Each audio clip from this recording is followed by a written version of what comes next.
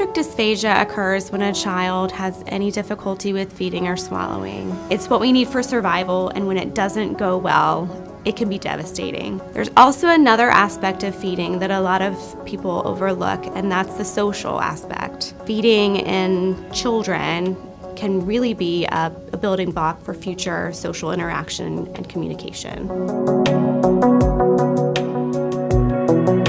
We can start seeing children as early as they're born in the NICU.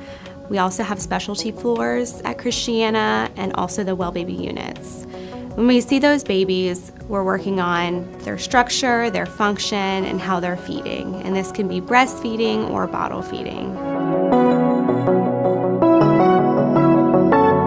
There are many things we can do to set the foundation for future feeding, such as skin to skin, being held, practicing with a pacifier, and eventually having the opportunity to feed their baby for the first time. So we work on the skills associated with those. We also collaborate with other professionals, such as physical therapists, occupational therapists, and early childhood educators.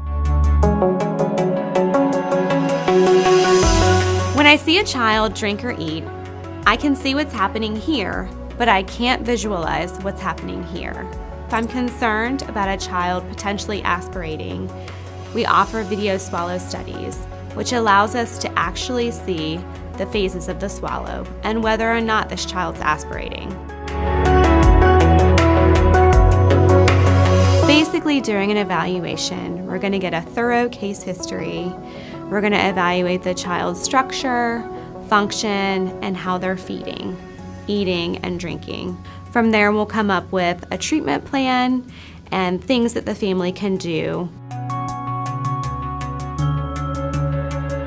If a parent or caregiver is concerned with how their child is eating or drinking, they can call one of our outpatient clinics for a complete feeding evaluation.